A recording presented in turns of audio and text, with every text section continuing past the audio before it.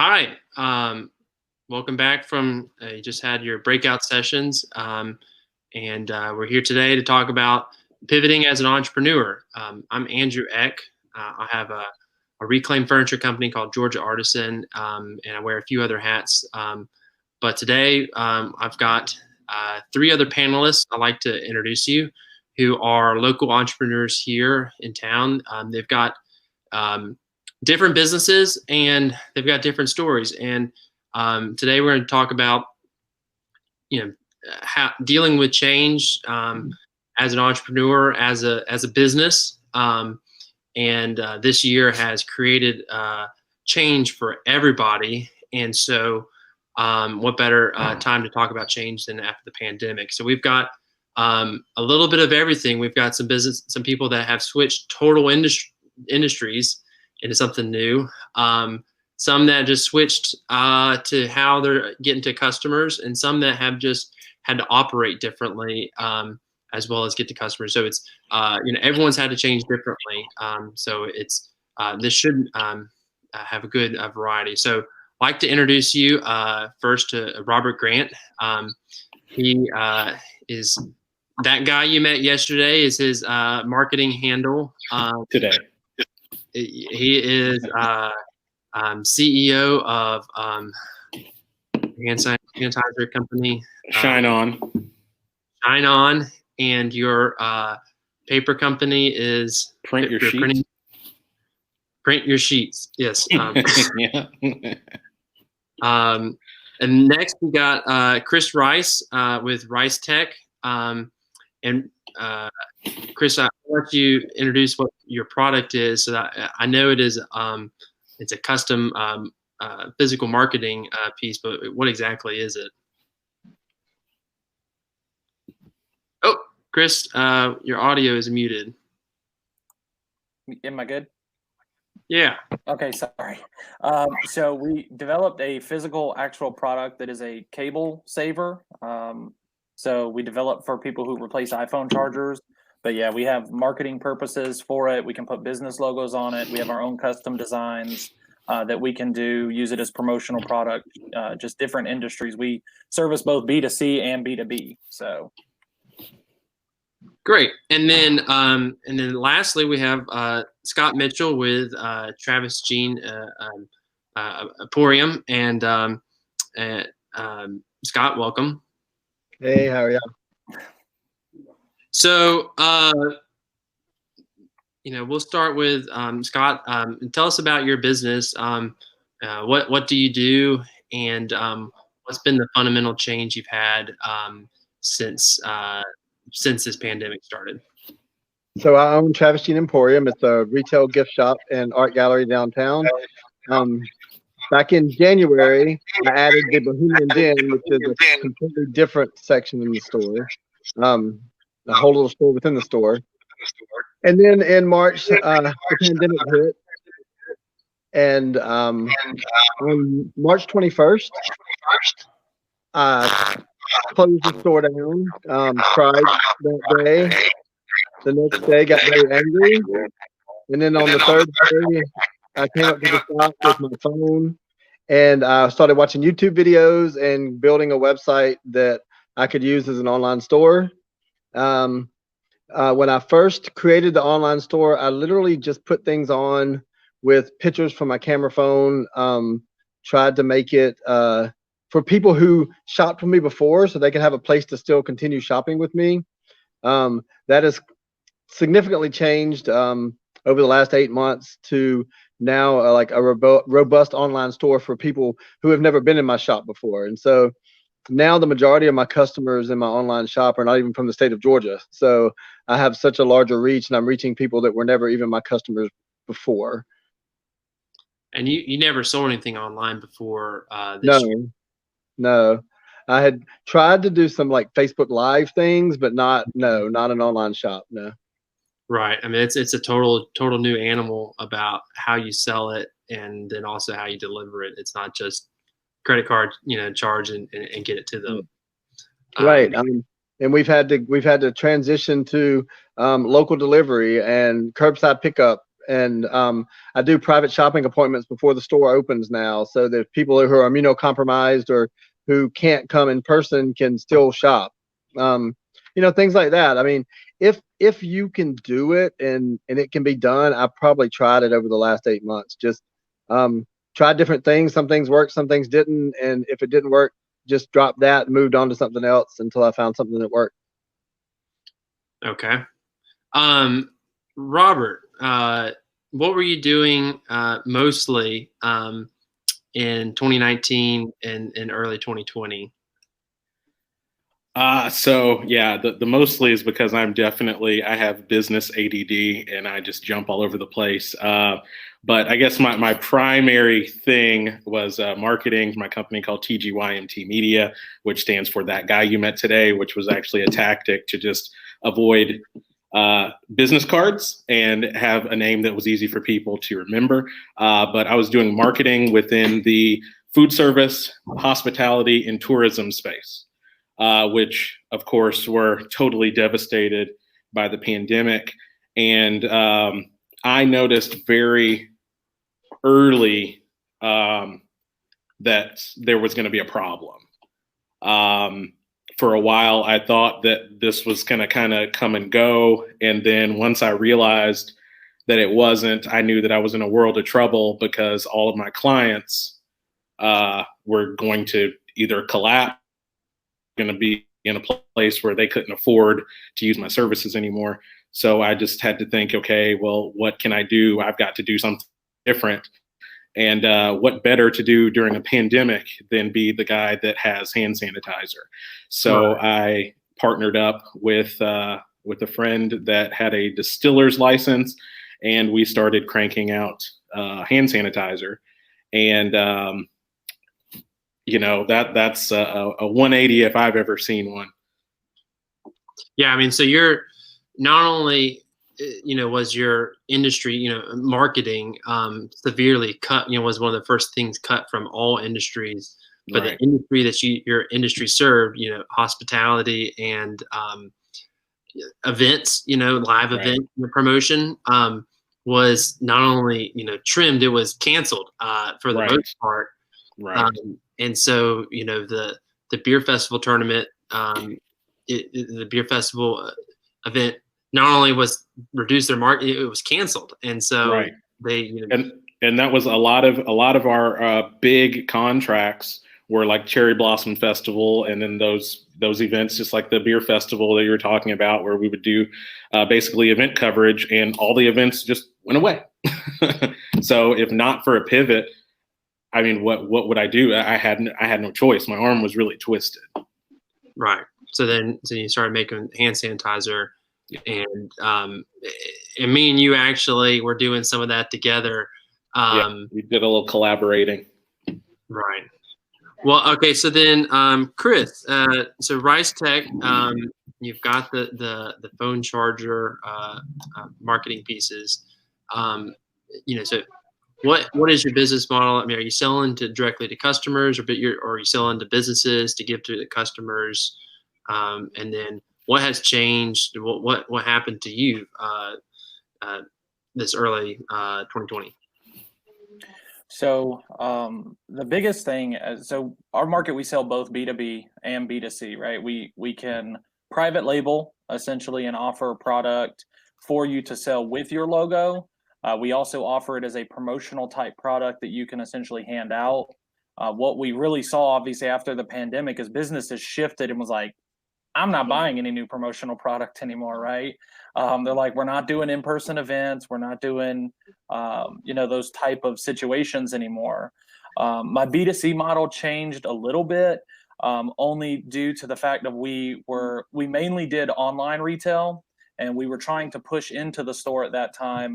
So one of the things we shifted during that time is we started trying to work with local mom and pop stores to do a what do you call it? Not a commission, but a consignment type option, right? So we would offer them a essentially, hey, let us put it in your store because I have the inventory, right? It's just sitting there. So it's not making any money sitting in my warehouse. So we switched it and was like, hey, if you allow us to at least put it in your store, you may not have the money right now to pay for it, but if you sell it, pay us back, and we work out a percentage on commission and things so they can still be profitable. And it allows me to still get my name and reputation out there. The other thing we really changed was how we market, because most of my interactions, my product is a product that typically you have to see. People don't know what it is because it didn't exist before. So it's difficult to just call someone and say, hey, I got this product, right? So we went into making videos to send to people. We write letters for people locally and try and drop them off because we know people also are hesitant about the face-to-face interaction. So we, drop marketing stuff there, and then we also try and make custom links on our website to help continue market where we can still get somewhat of a face-to-face interaction with someone and introduce ourselves. Yeah, because I imagine you're probably cold calling businesses or just showing up, knocking on the door, trying to talk to the manager or the owner beforehand, right? Yeah. We would just drop by and drop them a sample and say, hey, this is what we do. This is what it does for you. This is what it does for your clients. If you're interested, love to hear more about it. And that kind of shut off because people started locking their doors. I'm like, hey, we can't have people in here anymore. Right. It becomes more of like a drug deal where you just put the stuff over there, the merchandise, and walk away. Yeah. Well, so has the consignment worked? So we have gotten a few different places across Middle Georgia to place them in there. We have a couple more coming. I know we have one spot in Macon and downtown at Comics Plus on the corner of Cherry and 3rd. So we have some in there. And then we also, like I said, we're working on other ones across like Warner Robins to get them in there as well.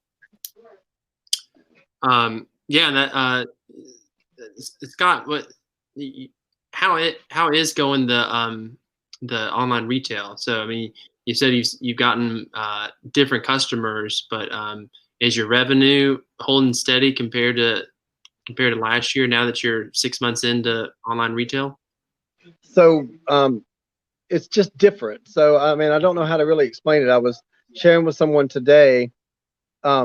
Like last night was one of our first Thursday night sipping shops, which last year were just hundreds of people coming through the store.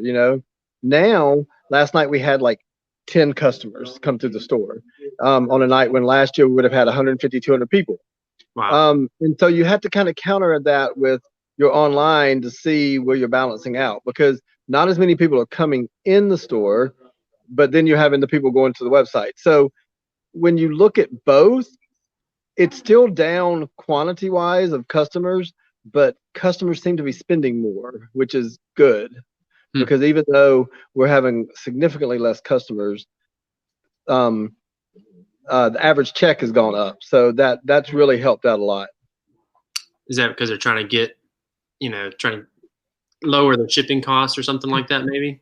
Well, what I've heard from many people is they're choosing to spend their money locally. I've been told that over and over and over again, that people are literally making sure that these downtown businesses in particular don't go under, that we do get to stay open, and they are spending their money locally on purpose. And that's a really good thing, because, we've been pushing shop local for years, and now people are truly shopping local and really understanding what it means if they lose mom and pop shops and, small businesses. So there's been a huge, huge influx of people trying to support small business. And I think that's a wonderful thing. We've needed that for a long time. And I think now people finally really see it in action. Like, we might lose these businesses. And so they see that and they're like, whoa, let's help them. Right. So do you think, I think I already know the answer, but is your online e-commerce shop, is that a permanent change to Travis Jean? Yeah. The e-commerce is definitely a permanent change. Curbside pickup will definitely be a permanent change. There's a lot of things that I don't think I think curbside's here to stay. People are really used to it. They like it. They love going online, buying stuff, and me running it out to the car and then not having to get out of the car. It's very convenient. They don't have to pay for parking. I mean, that type of things are are definitely going to be here to stay. Well, the other thing I'm thinking about is you've ultimately increased your capacity of total sales, because when in-person retail comes back full force, which it has to, come back eventually. You have your store, but then also now you have your online store, and you're making sales on both ends of it, even though you're only paying rent on your own store. Right. So you've got an expansion plan put together without even, once you get your foot traffic back in. Yeah, and I mean, as soon as the tourism industry, that's one thing that it's hard to explain to people, but the tourism industry in Macon is at least 70% of our business downtown. I mean, restaurants and retail, I mean, out of town people is really who supports downtown Macon. I mean, it's unbelievable. And we have, I've been in business long enough where I have years of zip code data, where I can look and see where people are from. And I mean, the majority of people do not live in the Macon zip codes. Right. And so we're missing tons of traffic by not having the tourism industry right now in Macon. So, Robert, I think a lot of people really underestimate just how much tourism that we have here in Macon. Like, they don't want to believe it, but it is huge. It is huge to our small business community. Yeah, you don't know it until it's gone, for sure. Yeah, tourism in 2021 will be interesting, because it's going to be, it's not just going to go back to normal. It's going to be, augmented in some ways. So Robert, are you still making hand sanitizer? So it has definitely tapered off, to use a word for it. But the hand sanitizer venture, I always kind of looked at it as a stopgap as a means for survival, until I could figure out what my primary business, being marketing, was really going to look like moving forward, especially since it's really unknown how long the devastation within my markets is going to continue, or how long before my clients start to reinvest in their marketing. And one of the other pivot that really lends itself to my long-term changes are the printing company that I started, called Print Your Sheet. And it is one of those things where my clients in the past always wanted printing related services, and I was outsourcing that. And when it came to, or when the EIDL loans came out from the Small Business Administration, it made companies like mine that normally wouldn't have been eligible to receive a small business loan, instantly I was eligible, and I was able to take advantage of that. And I used that to buy a printing press, which is currently set up in the family room of my house. My wife is thrilled. Sorry, wifey. But that has gone from something that I wanted to offer as a side service to being the single most profitable business that I have ever personally been involved in, to the point that it's now going to be its own standalone thing that we're opening a storefront for. Because it's got diversity to it as well. Right. Because not only, so you knew from your from the hospitality industry needs a lot of things printed. So you knew you had this revenue there, but it's obviously you're selling to some people other than hospitality right now. Right now, yes. But it was one of those things where my folks that are still operating, even though they're not spending on marketing, they still need their print items. So this is a way that I'm still engaging with many of my clients. But now, I mean, I can print anything for anyone. I just started doing Christmas cards last week, and that's been keeping me very, very busy. But it's the kind of thing, it's a turn in my business that I wouldn't have anticipated a year ago. But it's also a turn in my business that, if not for the pandemic, I would have never been able to afford a $50,000 printing press. It's the this whole thing opened up opportunities for me to not just pivot with my business, but to take it to a completely different world altogether.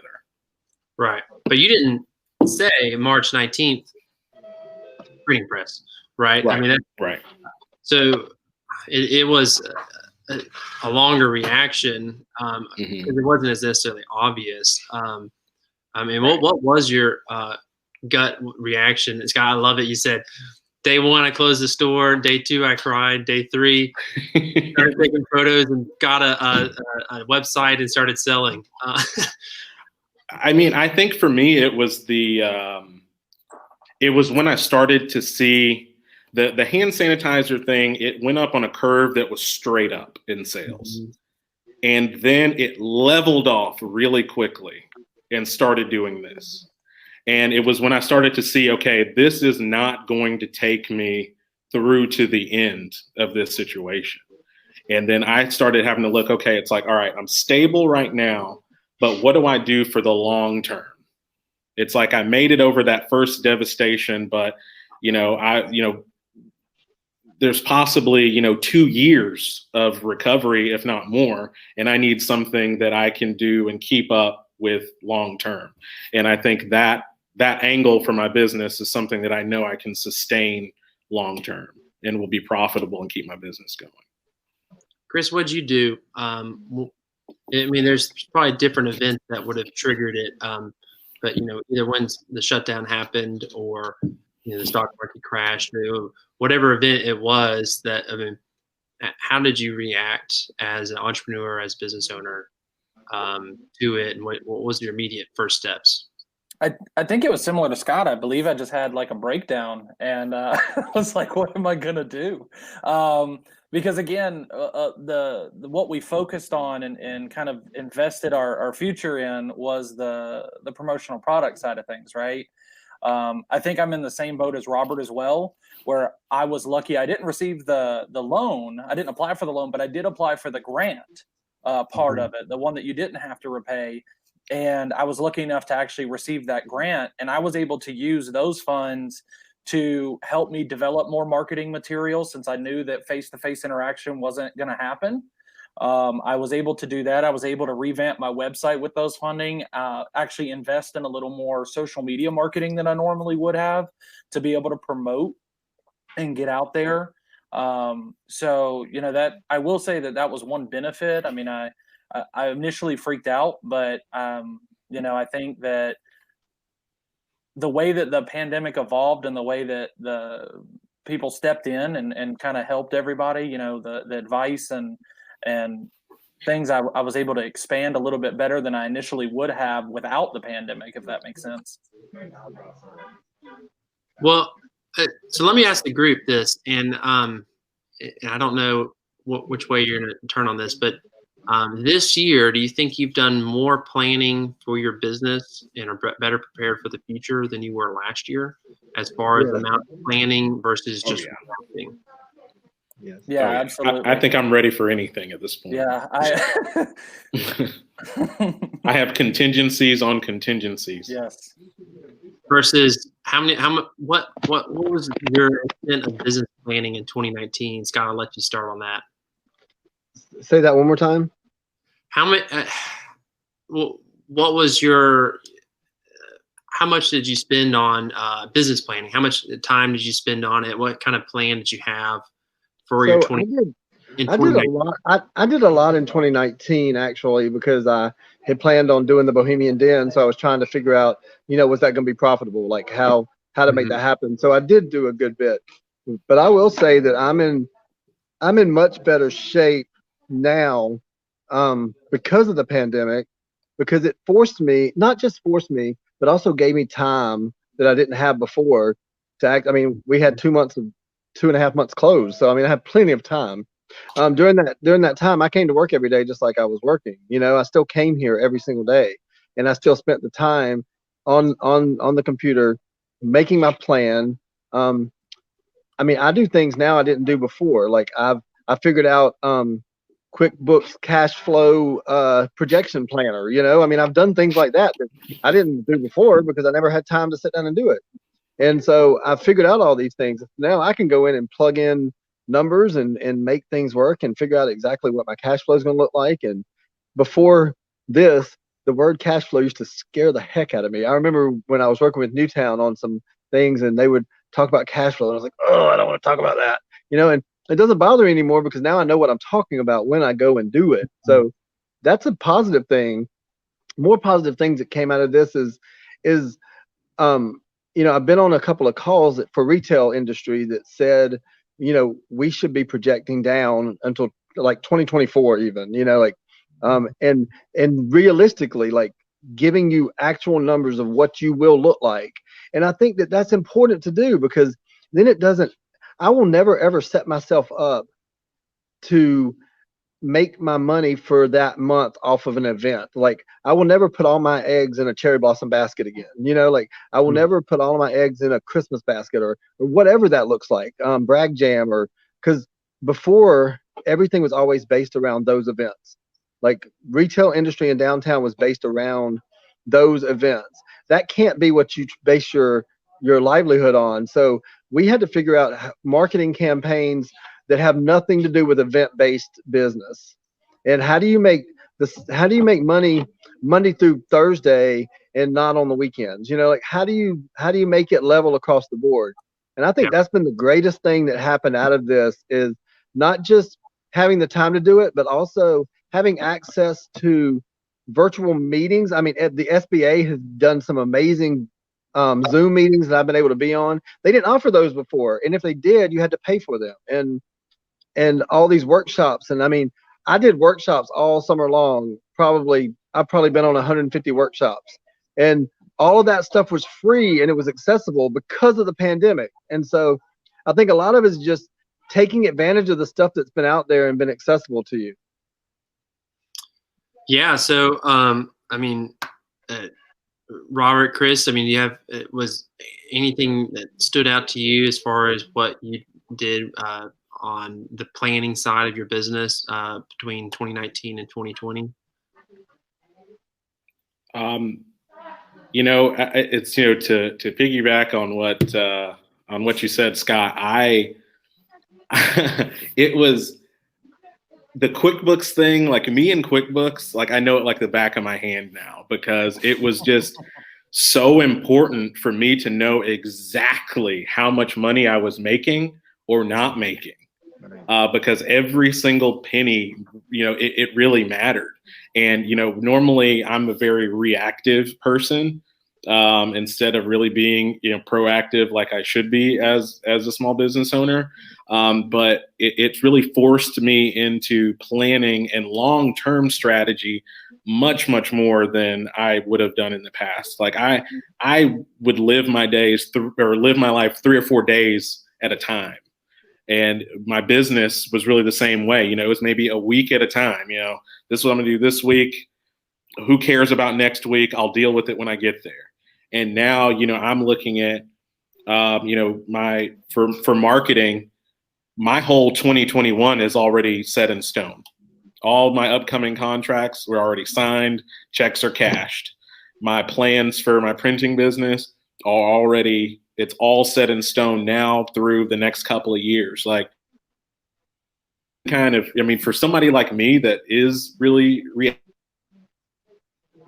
I feel like now all is just concentrate on actually running my business day to day. Now that I really have a set plan, all I'm doing is following what I already created. And to Scott's point, having the time to be able to pause, all my competitors were also paused too. And then that playing field that was separating all of us got leveled instantly. So it was almost like, people or, companies that I couldn't have even competed with before. Now we're all in the same spot, especially when it comes to printing. There are printing companies that or people that have come to me that have gone in the past to much larger printing companies. But, like Scott was saying, how there's this whole print local. Well, yes, print local, but shop local thing. People are really aware of that now, and they see how keeping the money in their own communities really matters. So I've been really, grateful for that, because I think that's really helped with the printing business, get it off the ground and make it sustainable long term. So I know when in March and April, my cell phone usage went and skyrocketed. I was on the phone with all kinds of people in constant contact, just trying to get more information, as well as you're trying to find out, trying to dig through different SBA plans, as well as what the shutdown orders were going to mean, and all these different things, as well as just trying to solve business problems. Chris, what resource or resources did you lean to first, and or maybe not first, but stood out to you most as most helpful this year that you used out there, or did you use any resources? Yeah, so I'm actually part of the mix. So, I luckily had Stephanie Howard, the amazing Stephanie Howard, to be able to rely on and ask questions.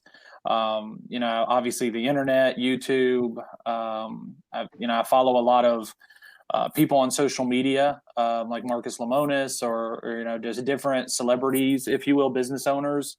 And they provided a lot of good resources, and we're, trying to give information on where you could find additional resources like the small business, administration, and just different places like that to, really maximize and learn. And like everybody said, it's different because as an entrepreneur, you don't hardly have time, right? That's the biggest commodity that we'll never get back, and we always use up. And the pandemic kind of put a break on everything, and you just found yourself, I'm like, okay, I actually have a second to, look at and to add to Robert, it's that level playing field. Everybody got knocked down to the same level. Everybody got to stop.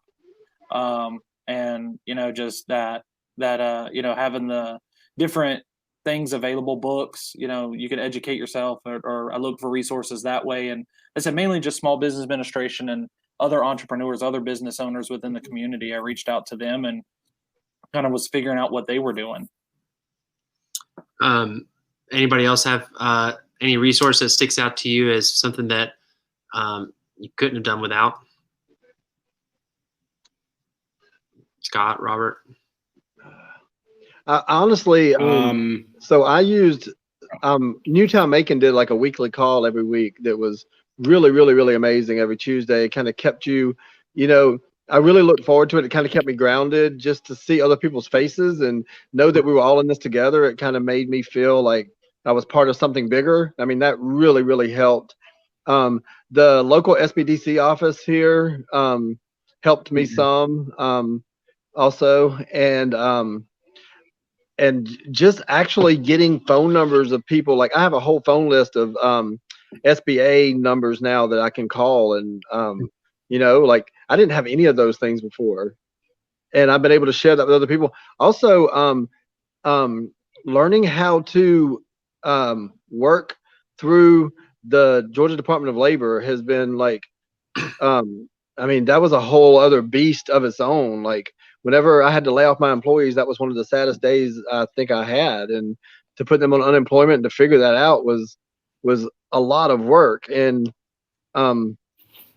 I could not have done that part without NewTown. But the really cool thing was when I learned how to do it, I was able to help all these other businesses downtown that were struggling to try to figure it out. And so we were able to help each other. Like I can't tell you how many people came and sat in here with me, and we did their unemployment together. Like, figured out their staff stuff, and like, I think that was the really cool thing about this was the collaboration. When one person figured out a system, they would go help other people figure out that system for them. And that's been a huge help. And I have seen a true community being built here in Macon, especially downtown. Like people really helped each other out a lot during this time.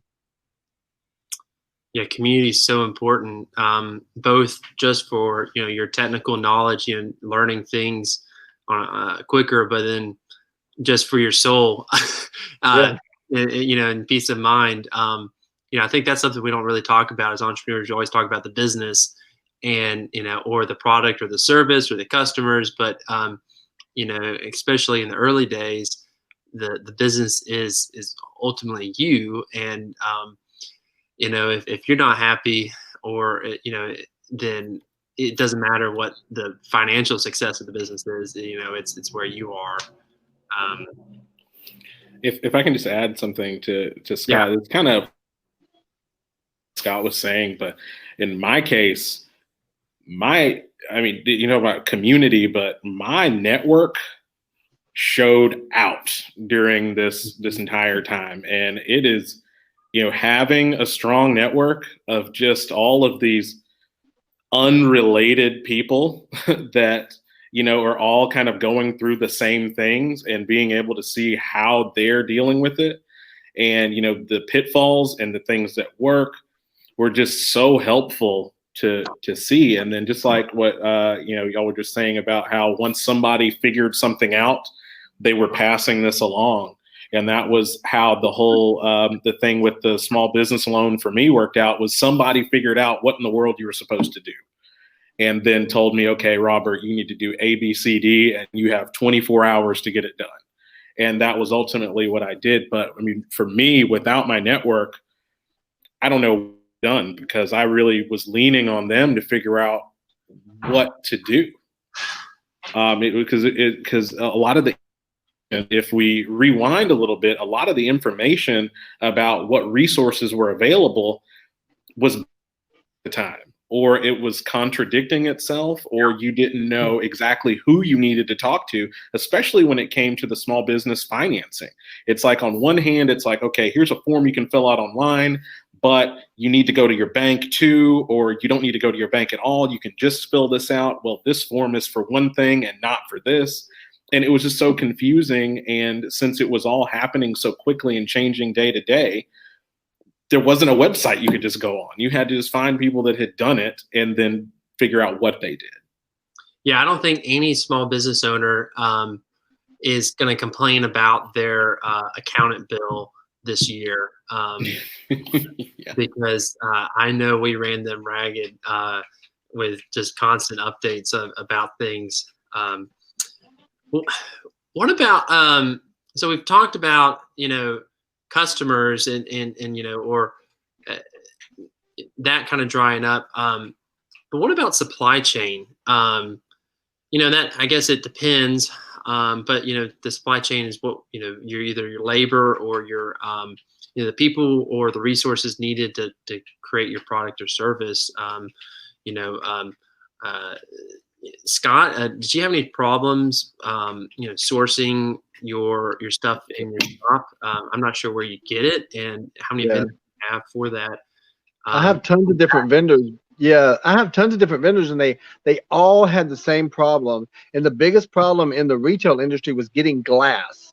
And so, like, almost all the glass jars, so you might be able to buy jelly. You might be able to make all the jelly you can make, but if you don't have the glass to put it in, you can't sell the jelly. The same thing happened with the candle vessels that they make candles in, marinade bottles. All of this glass comes from China. That's just where it comes from. And so even if you could put a liquid in it, it was gone. Right. Yeah. And even if the product is made in the United States and made here, even in Macon, the vessel that you're going to put it in is going to come from another country. And so I had so many of my vendors that I couldn't have got the stuff if I wanted to. I have some that just now are able to supply just in time for Christmas. Like just last month, we're able to finally get stuff in. It's a huge problem, especially anything glass was really, really hard to get. I just got a back order in the mail from April. Yeah. Oh my God. Yeah. So, but you weren't reselling glass bottles just by themselves, right? You no. Yeah. That's interesting. Is you have to think about not your product, but the storage container of the product and the origin of that storage container. And before this happened, that's not something I ever would have thought of. Ever. That never even crossed my mind. About the glass bottles that things come in, and things like that. And when they could get it, the funny thing is I had one vendor telling me she makes a liquid product, and she could get the glass jars here in the U.S., but the price she would have had to pay for them, there's no way I could have even sold them because no one would buy a $40 bottle of jelly. Like that's not going to happen. Or you can't, or you couldn't find the tops. Well, yeah. Chris, what about you? You manufacture those clips. Are you still working off the same inventory that you had early March? I don't know what your batch size is to make those and where you get your raw materials, but how was that for your business? So our plastic supply company, right? We have to order raw plastic pellets. It's just little like pellet shavings, plastic material. Our main supplier for the actual rubber, the TPE material, that stayed consistent actually.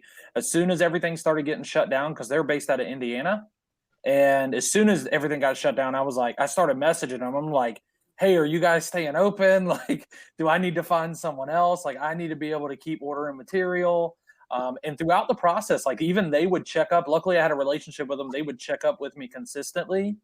My actual, like, because we use two different plastics for it. So there's a harder, what we call PP or polypropylene plastic that's used to manufacture it.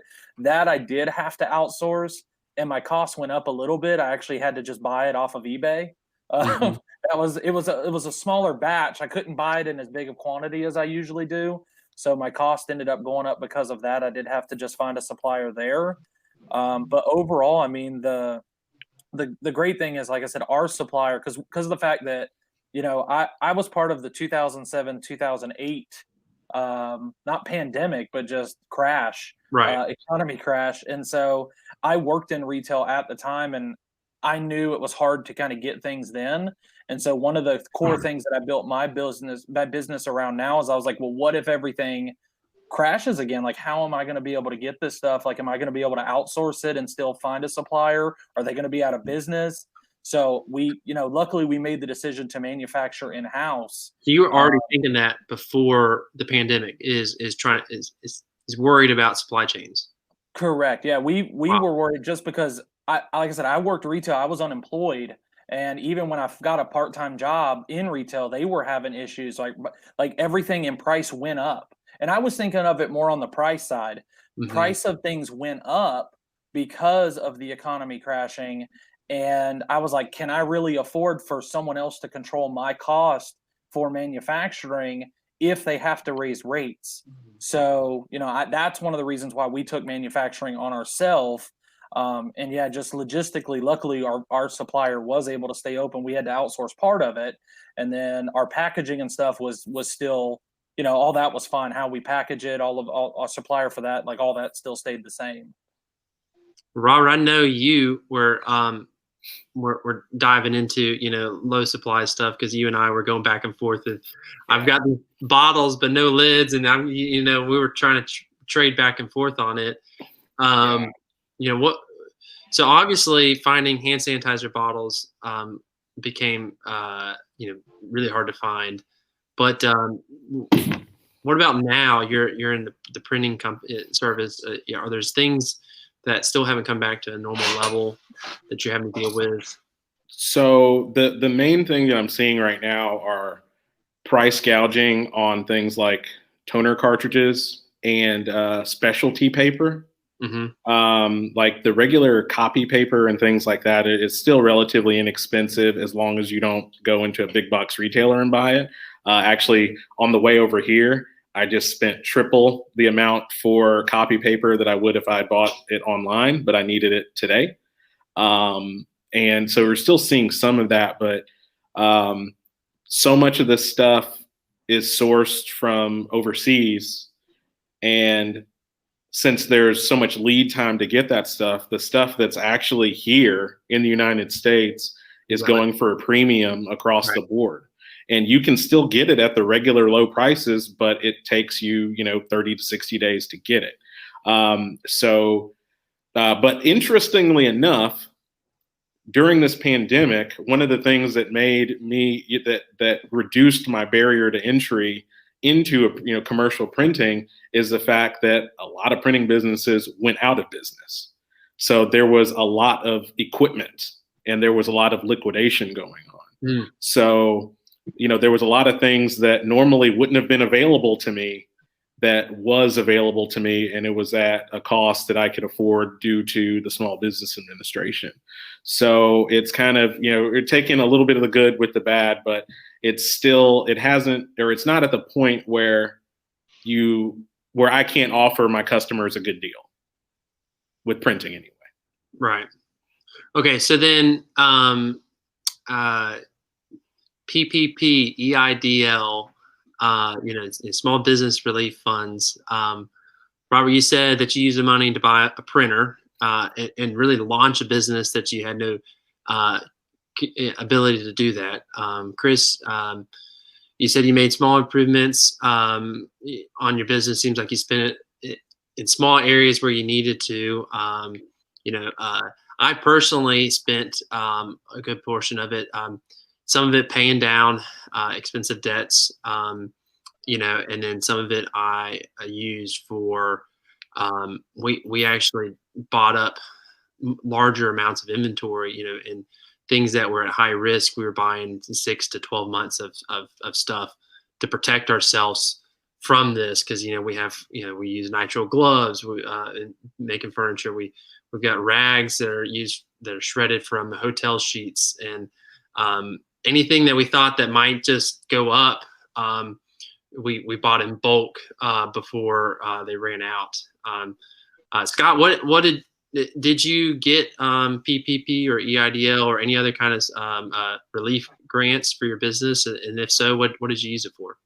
I did. So I got PPP and EIDL, and I used the money for inventory, for one thing, for Christmas, because it's the holiday season still, and also was able to use some of it to help build my website.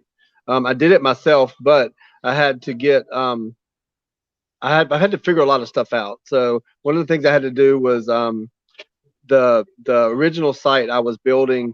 I didn't know this at the time, but you could only put 1,000 items on there, and then it caps you, and then you have to go to a larger Service plan or whatever. Yes, and so I used some of it to do that and to make the website better, which is what I need for the future. So that's been great.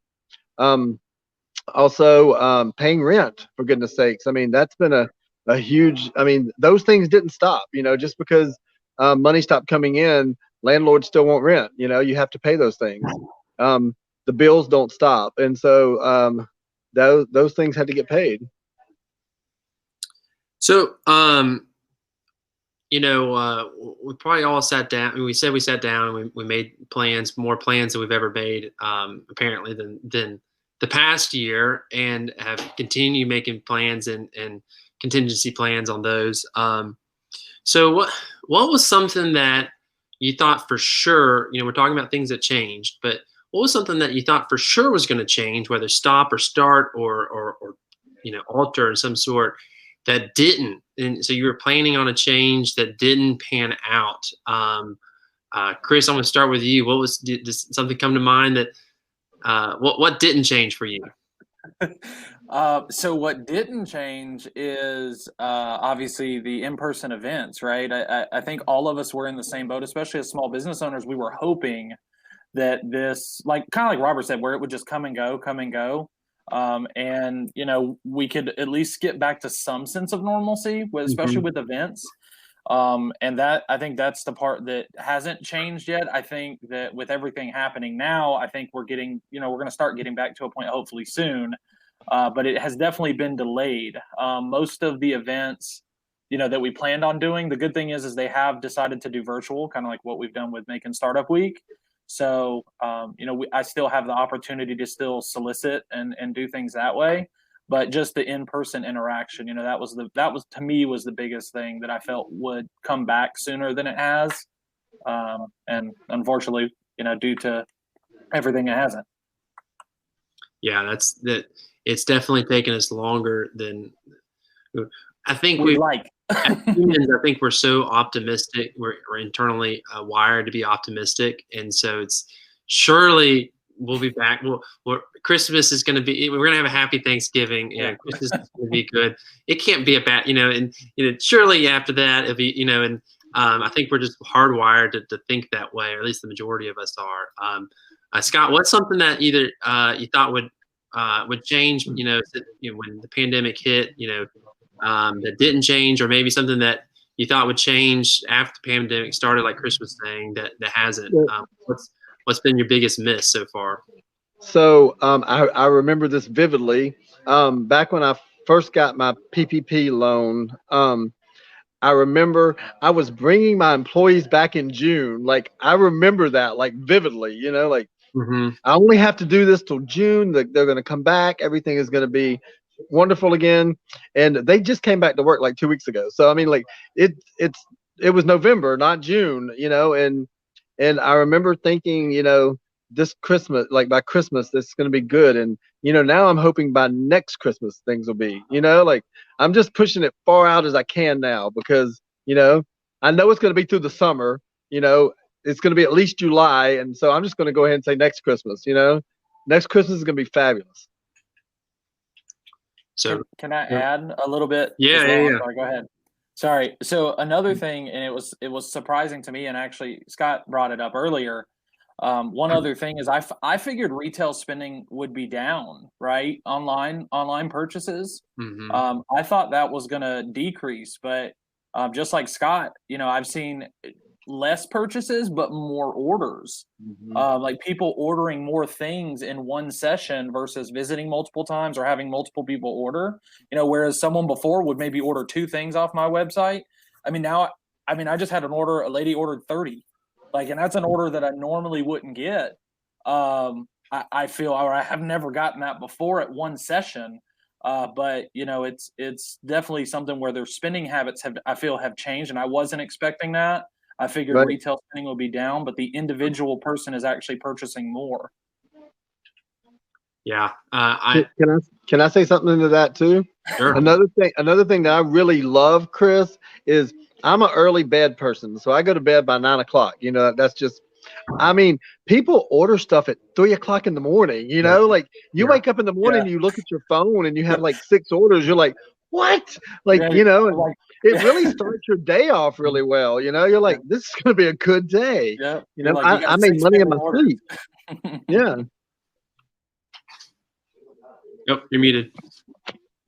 So actually for me during this whole thing, I actually had my biggest business flop of my entire entrepreneurial situation. And that was because when mask mandates started, or when they started saying it was before mandates, when they started saying wear a mask, I truly in my head thought that was going to be a very temporary thing. Like we'd have a couple of months of this and it would be over. I thought this whole thing was going to it was going to get bad, but it was going to go away pretty quickly. And I had a vendor from overseas off 15 pallets of surgical masks at a price so low, it's embarrassing to eat. I was at the height of selling hand sanitizer. And when I thought how big of a miss that was, like we're talking about like for a box of 100 masks, I don't want to put this money in this because this is going to come and go and I'm going to have all these pallets of masks I'm going to do anything with. And was I thinking? And I think that's a shame that I'm going to take with me for a very long time. But, it was just, I still can't believe it to this day. So that was one of the things that, I guess I underestimated how long this would carry on. But it also was early in this whole thing from, to my defense.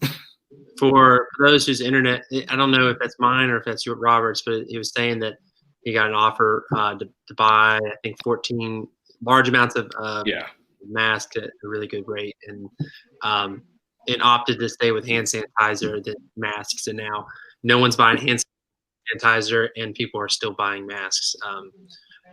For me, my biggest miss was not understanding the consumer spending, like Chris and what you were talking about, is consumer spending, I think, has just changed, and maybe it's dropped a little bit, but it hasn't necessarily tanked and froze like we all thought it was. We sell furniture, and I had a 2-week period or about a week period where all of our leads weren't turning into sales, and I thought it was just going to stop, and so we cut things where we could, and we didn't bring on people to any new hires, and we weren't planning for the future. We were just trying to stay afloat, and then all of a sudden, people switched their essentially their vacation money into home improvement money, and so people were buying new pools, and so outdoor patio furniture went way up for us, and it made up a large difference of sales that and we sold more outdoor tables than we've ever had, and I just didn't think about that. So yeah, consumer spending didn't necessarily drop. It's just changed, and it's a matter about how to find it. Well, we're wrapping up. I don't think we have any questions in the chat here. You know what? I'll give you one more comment before we go. So what's the thing you're most appreciative of because of the pandemic, or having to change with it? What's one thing that you think you are, either your business is better off or you personally are better off? But what improvement have you been able to make because of this year? We'll start with you, Scott. So I'm a lot more organized, and my marketing, for one, is planned out months in advance. And so I have started planning my marketing pieces, putting them in a folder, and then when it gets to that month, I already have the stuff ready to put on social media, ready to post. I know what I'm going to post, what's going to be on sale. I used to do that on a daily basis, just woke up and figured out what I wanted to do, and now I have planned out months in advance, which I think is really good for me. Chris? For me, I'm obviously thankful for the time it has allowed to build the relationship with the community, get to know other business owners in the community.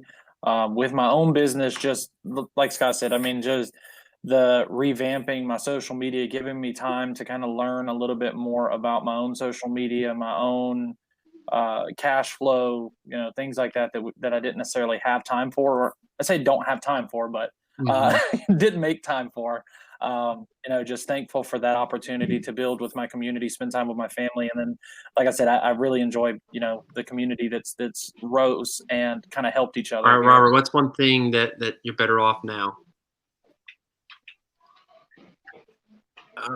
Or my ability to be, or my opportunity to sell for granted.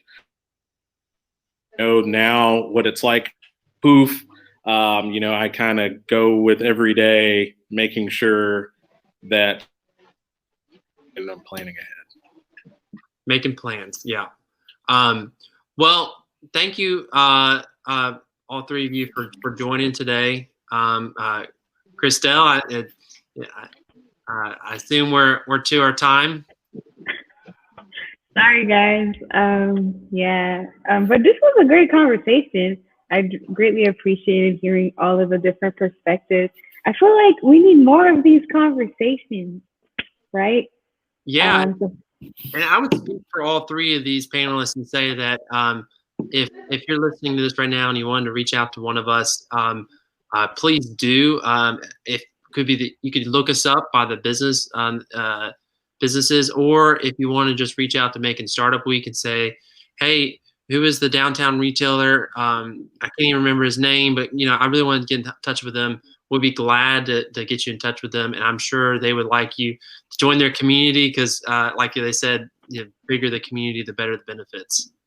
Well, Krista, what do we have coming up next? Awesome! I'm so excited. We're about to get to the Monday. We're getting ready for the pitch competition. Next, we have Stephanie. She will be doing a brief session on pitching and how to get to the money. And then we'll have 2 pitch contestants pitch their business, and then the audience is going to vote. Awesome. And that's it. So I will see you guys on the stage. See y'all later. Okay, great. All right, bye.